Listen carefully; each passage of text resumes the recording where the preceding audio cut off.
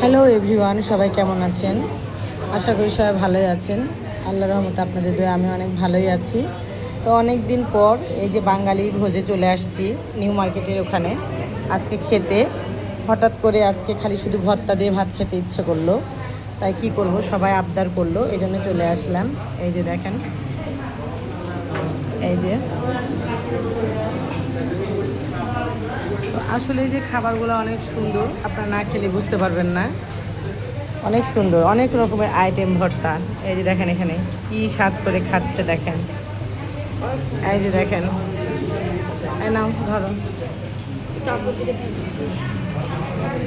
আমি তো খাবোই, আমি মানে না করে দিচ্ছি, খাবো।